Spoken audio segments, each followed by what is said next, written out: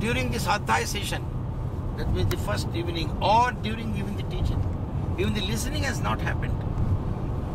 You can do Kriya for 10,000 years, nothing is going to happen.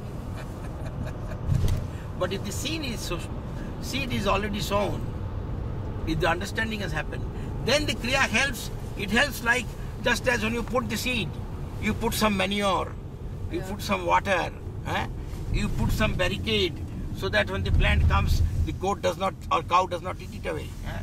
So the Kriya is like that only.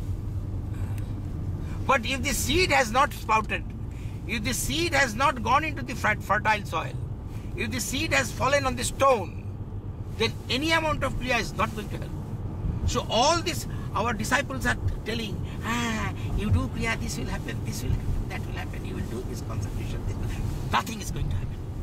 It's all shit, all deception. They're deceiving others, deceiving themselves, without knowing that they're doing so.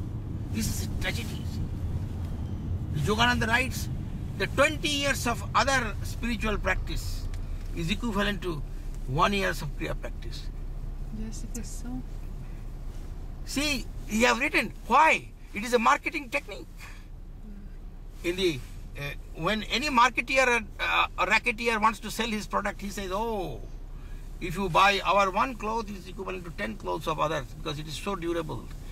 Or if you take this food, this much, you will get so much nutrition. It is equivalent to taking 10 big fruits. You take a small a cup of concentrated juice." See, all this is marketing technique. In fact, Kriya is a dimension of timelessness. There is no question of 1 year and 20 years. These are good marketing techniques. And this is, of course, very, very profitable. That is how they are billion-dollar organization. So, it is through this kind of technique people are attracted. And people are always in becoming. They are never in being. They are always in undertaking, never in understanding. And this they understand better. Actually, it is not understanding. It is only undertaking. A new undertaking. Sometimes a new undertaking is considered to be understanding. It is not.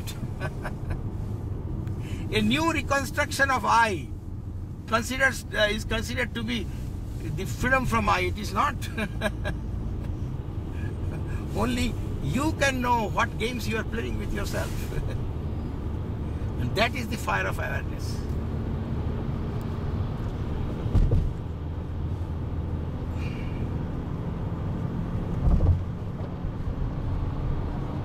So, see, that is why I say that there is one shore of the river, other shore of the river. If the Swadhyaya teachings can hit you like a jolt of lightning, you will jump like a Hanuman from this shore to that shore immediately. From divisionless to divinity, from fragmentation to fullness, from part to the whole, you will immediately jump. But because that is not happening, we are giving you a bridge. And that bridge is Kriya practice, the tapas.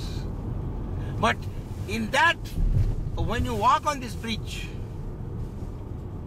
you have to be constantly pushed by Swadhyaya teachings. If you are not pushed, you will settle down in the bridge only. By going to some distance in the bridge, you will see, such a beautiful view. From this side, that side. So let me stay there. So you will put a hut there and you will stay there.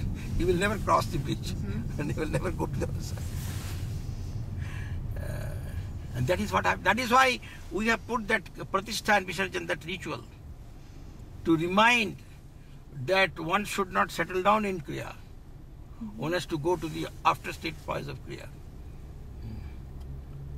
Even this should not be a clinging, should not be a bondage.